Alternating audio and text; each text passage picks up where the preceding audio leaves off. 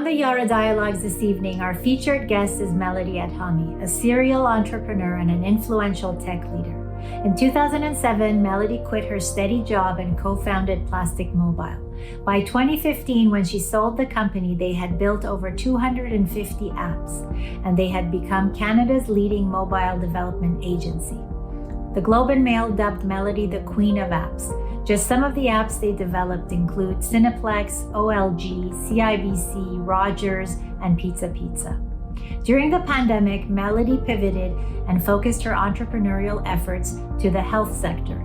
She co-founded FH Health, the first private COVID-19 testing operation in Ontario that helps businesses keep their workforces safe.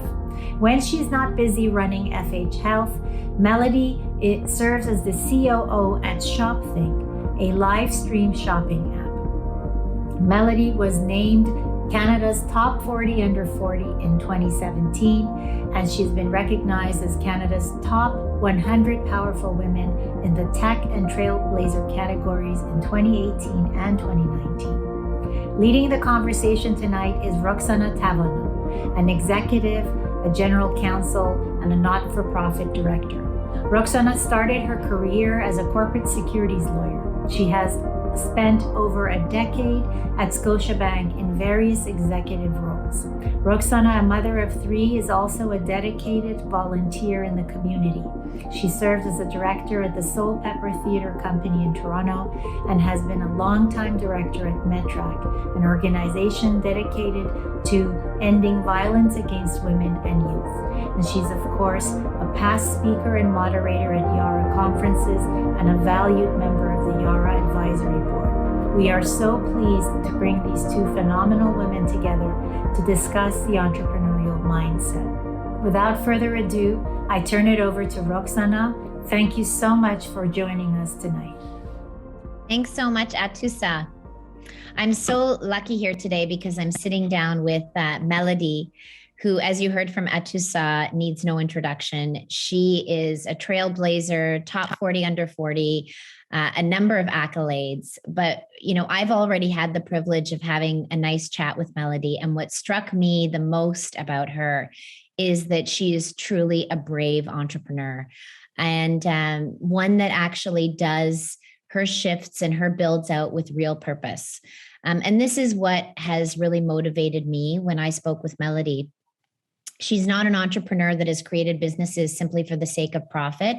Her businesses have actually made our lives better, both digitally and also from a health perspective. So I'm very excited to welcome Melody. Melody, thank you for joining us today with another Yara Dialogue.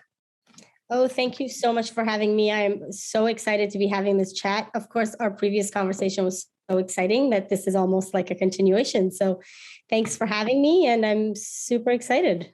Thanks, Melody. So before we delve into some of the questions that I'm hoping are going to motivate our wonderful community here and inspire some of the women in particular that are looking to create some of their own businesses or grow those businesses, I want to just mention the two main businesses that you've founded. And if you could take a couple minutes and just share with our audience a little bit about each one, I think it will give everyone just a sense of, your purpose and what you've been up to over the last many years. So the first one is you were co-founder of Plastic Mobile, which is Canada's leading mobile development agency. And the second one, which of course in Melody fashion, completely different in the healthcare industry, FH Health. And you started that just as the pandemic was starting, and you did so in an effort to assist with the COVID-19 pandemic response in Canada. So how incredible. Let's just pause there, and maybe you could spend a couple minutes just talking about each of those businesses for our audience. Yeah, that would be awesome. So let's start with Plastic Mobile, because obviously that was the first venture. I was a co-founder on that, started that when I was about 27 years old. I know in the rest of our conversations, we're going to be talking about a bit of risk taking, but Plastic Mobile was one of those things where we started it when mobile phones were, the flip phones. And if you wanted to browse the internet, you accidentally touched it, you were really freaked out that was it going to cost you like $10 million because you like browsed the internet. So it was really that time. And my partner and I had this vision that, the world was going to change and mobile phones were going to be a way that we were going to do many things. We ended up getting into the application development space. That's what Plastic Mobile primarily did. And we ended up, it was actually before Steve Jobs even released the App Store. We used to say we were pirates because we used to make black market applications. So we started building apps and then we ended up doing that for about 12 years. And we did it for some, some really large Canadian brands. We built for RBC, Realtor.ca, Shoppers Drug Mart, OLG, a lot of the key applications that, Canadians use on their phone. I think it was at one point, it was 2 out of 5 apps were built by our company. And so we built that and we grew the company to a place where, we had a lot of interest from global players. And there was a multinational, one of the largest communication companies in the world, acquired us in 2015. They're part of the Vivendi Group, which owns Universal Music. The company was called Havas. And then I sort of moved into the advertising space, did that for about 5 years until the turn of the pandemic. And then I got to a place in my life where I said, I had learned as much as I could in the role that I was in. I could almost do the job with my eyes closed. And I have this, philosophy. If you're not learning and you're not growing, then you got to move on to the next thing. And so, I left the job. I thought, it was the beginning of the pandemic. So I thought I was taking 2020 off. And I was going to, no, you're smiling, but I really, because I know what you did. I really thought I was going to take 2020 off and I was going to learn how to garden. I was just going to take some time and, read a little because I had, read, properly in peace for a really long time. Mm-hmm. And then we ended up, a colleague of ours called us and said, you guys are in the software space and the pandemic needs software as part of the response. And you can't, he said to me, this is his line. He is so sharp. He's like, it is your civic duty. You need to get back and you need to help us. And I think that was sort of that was the key for me. I wanted, one of the things I had said when I took 2020 off was that the next have a purpose. I wanted it to be in an area that I know was helpful and bettered humanity. And so, at first it was a software play and then somehow, through hoops and turns and bounds, this is the entrepreneurial story. We ended up opening up our first COVID testing clinic, FH Health. And today we have about 15 locations and we are including, we do work for Apple, Brookfield, all sorts of big BMO, big corporations that need testing. And we also work with the Ontario government and we run there. For example, we're running the Milton Hospital Clinic on behalf of the government. So it's been a roller coaster. I did not take 2020 off. In fact, I worked 10 times harder in 2020 because of the pandemic than I did any other time in my life. But it's rewarding because I felt like I was part of the solution. And that was really important to me. Thanks, Melody. And, there's so many questions in there around the pivot, and we're going to get to all of that. But before we do, there was a story that you shared a little bit with me last time. And I really think our audience would love to hear this personal story from you first before we get into everything. And that is, I asked you what your favorite professional moment was. And I found that it was very telling because there are so many components in there that actually pull on those skills and natural inclinations that you have that really have made you successful. So would you mind sharing that story with us? Sure. Okay. So you asked me and there's so many moments, but there's this one moment that actually really stands out in my mind. Probably, it's been 15 years of ups and downs and wins and losses, but this one moment is really, sort of imprinted in my mind. So it was actually, I want to say it was like 2016, maybe. Shoppers Drug Mart had reached out to our company along with 19 other companies, and they had asked us to bid to do their next consumer app. They had done, 3 previous versions of the application. It hadn't been successful, and this was really their foray into revamping, reshaping, and putting out a new program under their Optimum. And Melody, let me stop you there for a sec, just to give everybody kind of, the sense as to what you were competing against. You said there were 19. I mean, explain to us how your company, in terms of size and, in terms of competition, where you sat in that roster, because I think that's super important for everyone to hear.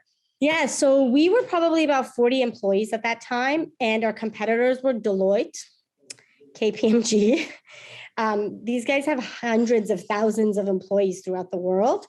And so probably out of all of the companies in the 19 companies in the bid, we probably were in the bottom 5 in terms of size and scale.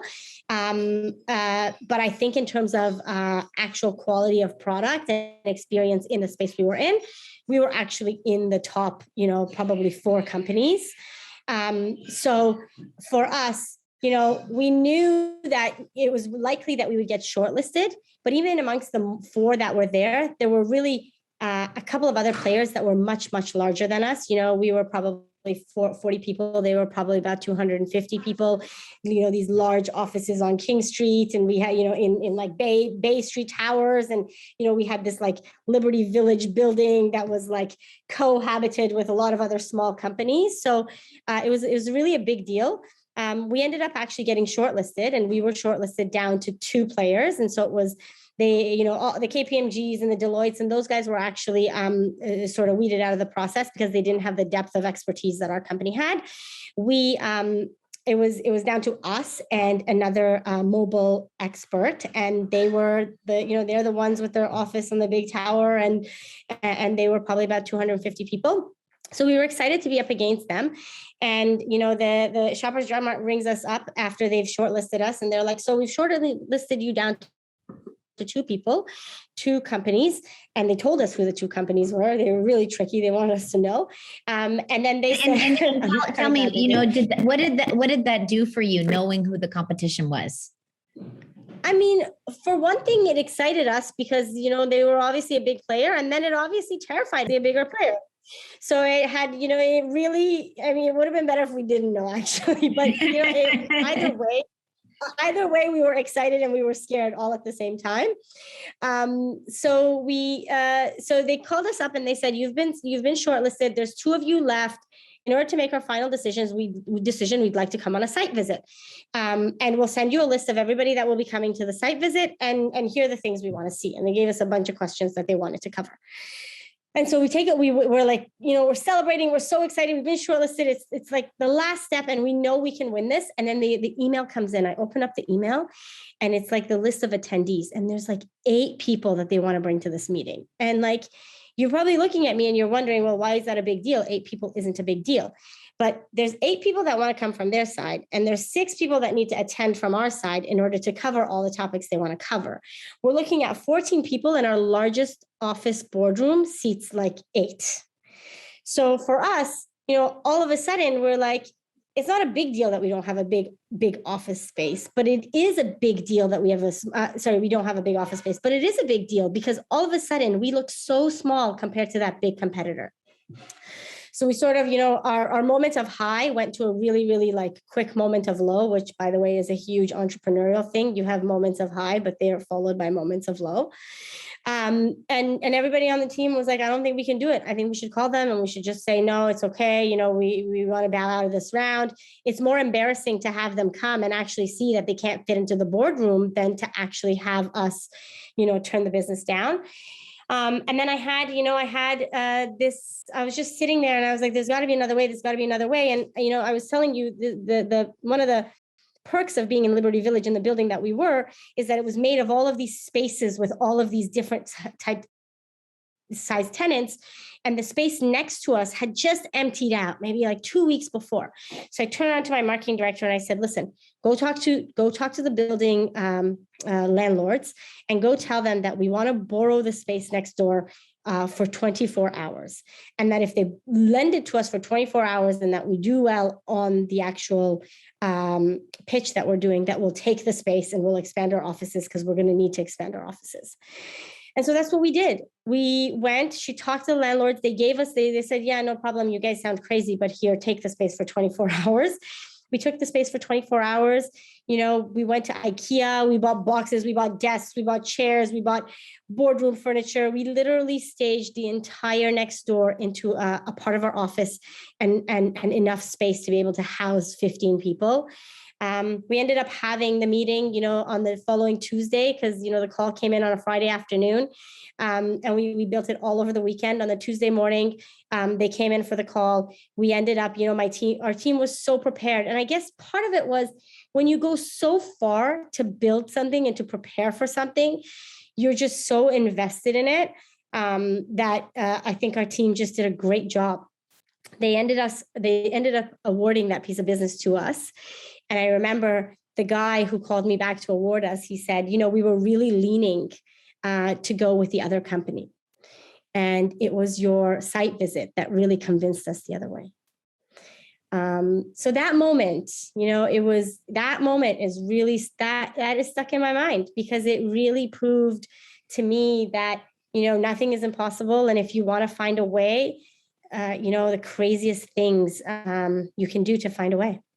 So, you mentioned fear at one point when you were just talking, and we were talking before about the concept of a self-starter, which you clearly are, and which many people are and are trying to take it to the next level, or many people wish to be.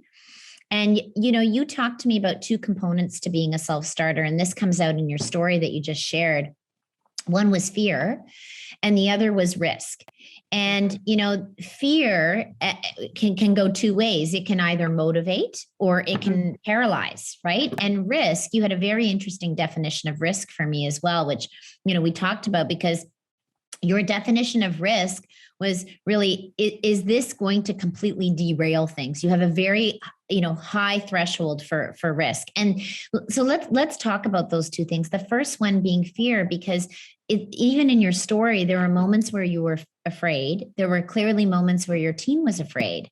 And yet you use the fear to motivate both yourself and your team rather than paralyze, which happens to a lot of us. And, I would love for you to explain for our community here how it is that you go about viewing fear in this way, and your advice for those that feel that fear, and how can they shift it from paralysis to motivation like you do? So honestly, I don't think this is something I learned. I don't think this is something I just had. I think I learned it honestly along the way. And so I probably learned it from my parents who are entrepreneurs, and I probably picked it up from the people around me. But I also remember a piece of advice that somebody gave me that sort of has stuck with me. And it involves an exercise. And I think this is how I defined risk. But when I'm faced with a circumstance where there's fear, I try to imagine the worst possible outcome. What is the worst possible outcome? And can I live with that worst possible outcome? And if I can bring myself to a place where I can live with the worst possible outcome, then I'm comfortable taking that risk. And I think that's what you mean by, I set it's a high bar, because sometimes losing a little may be really hard for people. And they don't want to take themselves to a place where they have it's the worst possible outcome. But I think if you actually practice that, more and more often, you'll come to a place where the worst possible outcome isn't really that bad. Yeah, it's really sort of facing your fear by actually walking through that entire scenario, as opposed to letting it just paralyze you, right? Correct. And because clearly you are a businesswoman and you are rational, and so it is not like you are taking, unnecessary risk. You are thinking about these things. I think what's beautiful about your story and very motivating, and something we just don't do enough, is actually just walking through that entire, whether it's the worst case scenario or whatever it is that's scaring you about making that next move, walking through, okay, what does that ultimately look like? And I think most of us actually could find that it's not as bad as we think it to be, right? And I really think, and I think that's, you think about your children and you think about, sometimes they have a crush on someone and what will happen if you tell them, like, the worst case isn't really that bad. All of us can usually there are cases where there are decisions and risks that you can't take. They're detrimental. They can, they could really change the course of a business, but that's where data and analytics and all of those things come into play. But if the paralysis is fear-based, then we just have to be able to face that. And I learned that. Somebody gave me that advice, and I try to embody it. I try to use it wherever I can. I take myself to that, that end place. And if the end place doesn't look so scary, then I'm willing to take that risk. Yeah, I think that's exceptional advice, and it can be used in so many areas of our life, not just, for those looking to be entrepreneurs or grow their entrepreneurship businesses. I want to ask you something a little bit different now. So, I understand the concept of fear and risk, and we've talked a little bit about that, but you did have two exceptional ideas here. And I understand you had partners and you had others involved, but so many people have a great idea and they don't know what to do with that idea. They don't know how to validate it to see, is this an idea that is worth walking through that worst case scenario for? Is this idea worth betting everything on, or betting, substantially everything on? And so, what would be your advice for women or men in that scenario that have something really amazing inside them and just want to know how to really test and validate this? So as risky or not fearful of risk as I am, I also make a lot of decisions based on prototypes and starting things small. I would say almost all the decisions that I've made that have actually led to success, whether it was opening the first FH Health clinic or actually that first piece of business we went after at Plastic, I haven't invested everything I owned or everything I had in validating the idea. I often, validated a piece of it. And if that piece worked, then we added another piece. And if that other piece worked, then we added another piece. So that sometimes you make really big decisions. Like sometimes you quit your job and that's a really big decision. But oftentimes if you're validating an idea, or if you want to know if the business is a right business, I would prototype it in a cheap and cheerful way that doesn't actually break the bank, that doesn't cost hundreds and thousands of millions of dollars to just see whether it works or it doesn't work.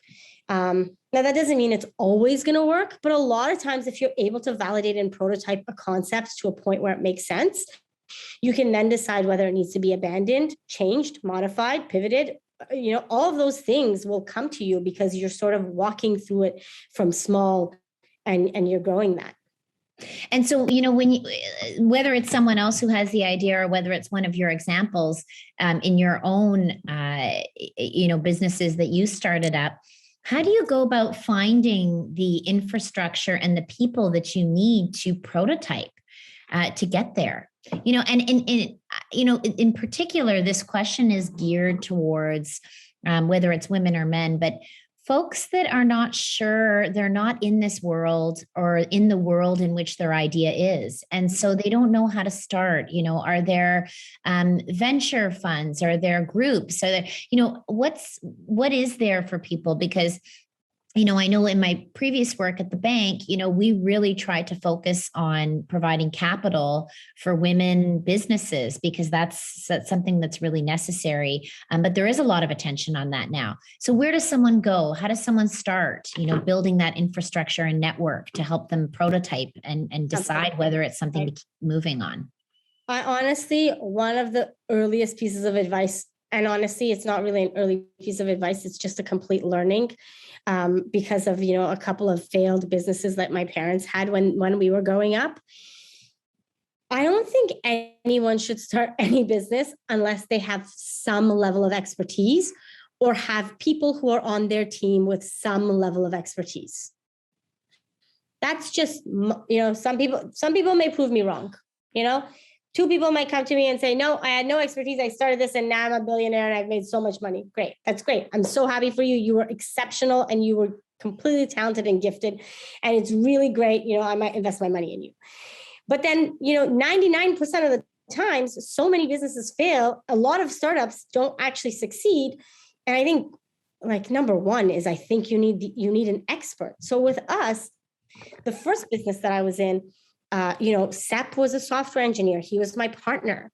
We were going into software engineering. Without him, we would not have succeeded, because so many times people would come into meetings and say, this isn't possible. And he would, solve it up and down and brainstorm about it and find a solution. So if you don't have the expertise, then you can literally have the rug pulled over your eyes and you wouldn't even know. And Sep is your husband for our viewers. He's my husband. Yes, he's my husband, and he's my business partner on the first business and on the second business. Although on the second business, it is a health business, so we do have a doctor. There is under no circumstance would I have started a business in health that did not have health expertise and people who understand that space. I would say that is a key component to the success. And at the very least, the very beginning of the business requires so much of that knowledge, and that was completely necessary. Yeah, so it's sort of like, dream big, but know your limitations and seek counsel and expertise. I think your advice about fear and risk is not just throw everything by the wayside. It's be really smart about listening to yourself. What is actually scaring you? What's solvable? And so I like that, because a lot of the time we see these limitations, but then we don't realize there's a way maybe to solve for this. So I love that you align yourself with experts and you acknowledge what you don't know. Maybe it would be nice to hear a little bit, of younger Melody when she was in university and school and sort of trying to decide what she was going to do. And because you ended up getting an area of expertise, and that area of expertise aligns with your passion. But, I'm curious, did it start out that way? Did you pivot? How did you know? We have a lot of young listeners in our Yara community and that are in school. And so I think this would be interesting for them to hear. So, you think life is linear and that you sort of start somewhere and you plan everything and you go in the direction that you're meant to go. But a lot of times life, I would say all the time, life isn't linear, and there are probably ups and downs and pivots. Younger Melody, so I'll give you a little story. So in high school, I had to obviously make a decision on what university to go to and what career path to follow. I was 18 years old. I had no idea what I wanted to do. I have Iranian parents who said I had to either be a doctor, a lawyer, an engineer. And then, none of those things were not necessarily the things that I had the most amount of passion for. And so I remember in grade 12 or OAC, because I had OAC at that time, 12, because I was doing applications, I went to my guidance counselor and I said, look, I have to figure out where to go to university. I'm applying for these universities and I need to know what I have to do. And so, I think, as a guidance counselor, you sort of have this book. You're like, okay, first question to ask, what are you interested in? And I said, well, what's your favorite course? And I was like, my favorite course is programming.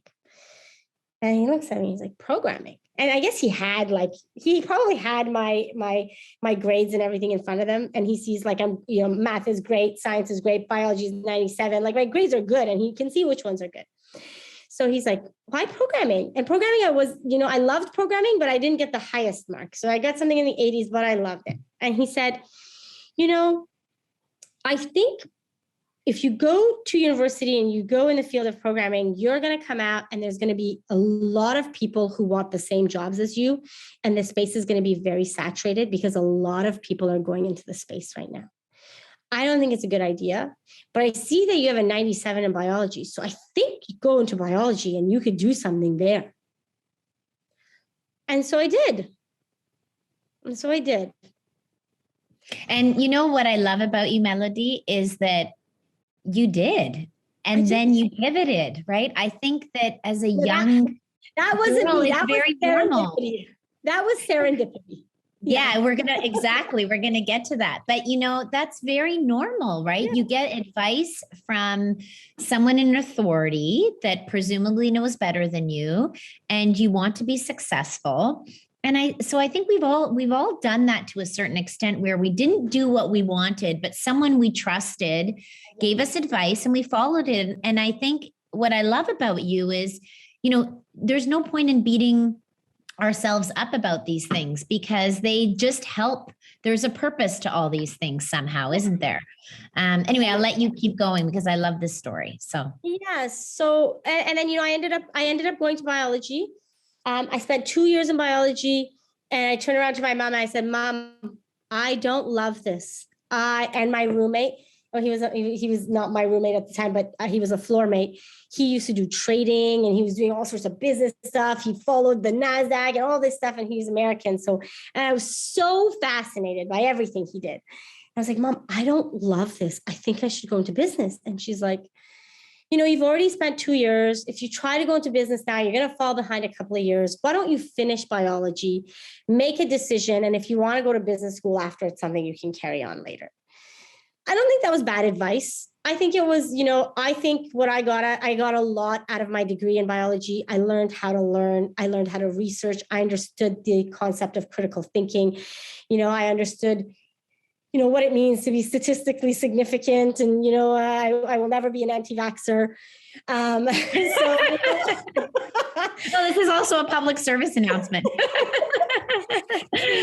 So I learned what research means, and I'm grateful for that. And then, I finished my biology degree, and I remember I was like, what do I do next? I've done 4 years. What do I do next? I remember sitting in a doctor's office. I picked up an economist. I remember, like, this is etched in my brain. I pick up the Economist.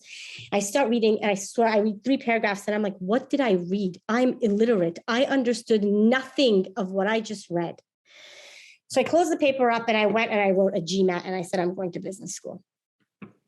I'm not going to do 4 years of university to come out illiterate and not be able to read a regular magazine that sits at a doctor's office. And that's kind of how I got into business. That's how I got into marketing. And then I met my husband, who was in software. And then we started a business, and the business happened to fall into the software space, which I serendipitously made it back to. And I got to work in an area that I was passionate about. I get to do business. I loved it from the second year, where I saw, my roommate or my floor mate, do everything about trading and business and all that stuff that I thought was so fascinating. And then I get to run businesses, which is really what I'm passionate about. And, so there's many people that would pick up that magazine, read the 3 paragraphs, not know what it meant, close the magazine and say, okay, it's hopeless, right? And instead, what you do is say, okay, so how do I get better? Right. And I think that there is a component here of really true, just hard work. And, but you also talk about serendipity, and there's this, there's a saying you and I talked about before, but, the harder I work, the luckier I get. And you challenge that a little bit because, it's true. And you believe that, but you also believe that there is a real true luck component to this. And so how do we, if someone could define actually you even looking at that economist on the table that day and picking it up as luck, right?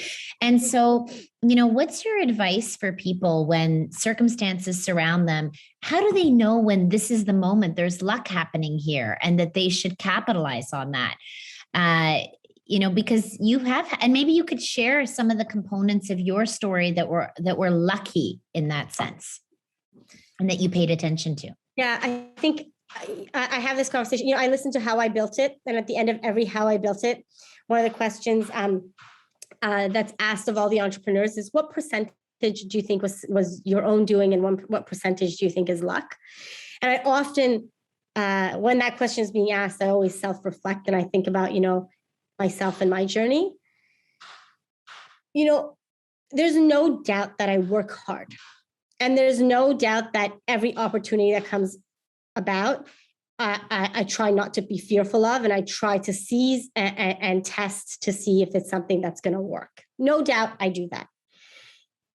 But there's also this element of, I come from an immigrant family, and my parents immigrated to Canada, and they gave me this opportunity. I had no decision-making power. It was not up to me to bring me here. It was not up to, all of that stuff are the factors of luck that I talk about.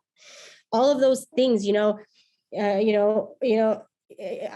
was lucky. I got to have a great start here in a new country that accepts people and allowed me to flourish.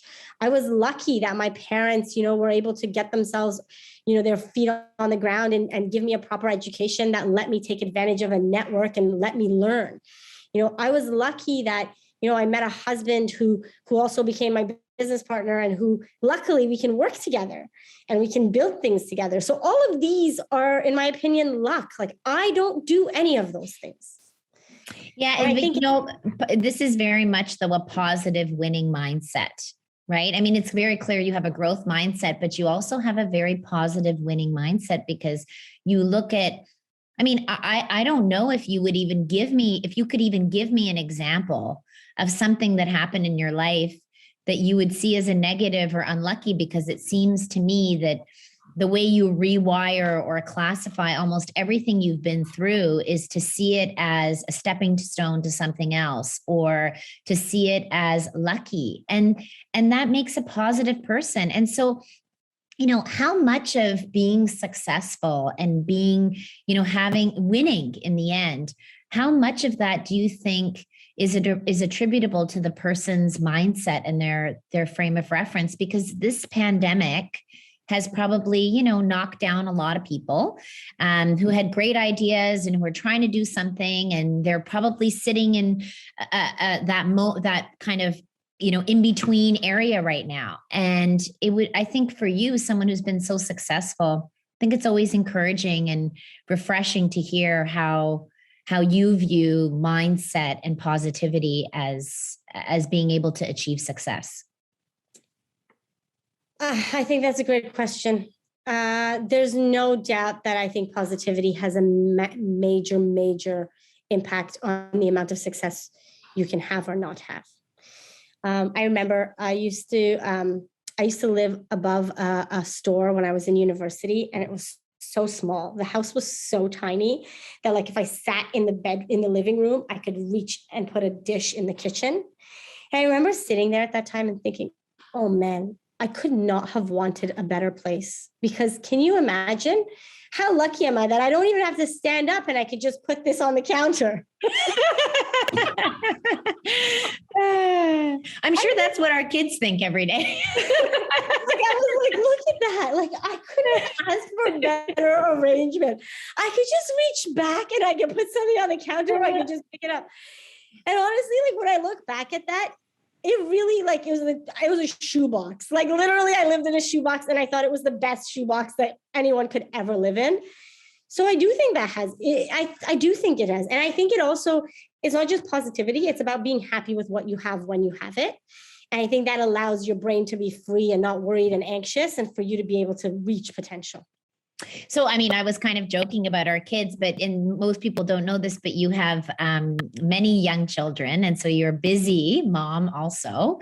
And, you talk about that immigrant experience, and many of us have gone through that. And for sure, it has a part in what's happened with you, and that apartment you talked about. And so what about this next generation, that is coming up, and, this concept of privilege, and how do we instill that same mindset, you think, how are you thinking about it as it relates to your children? We have a lot of moms also in our network. So, and I know this is a topic, that everybody struggles with.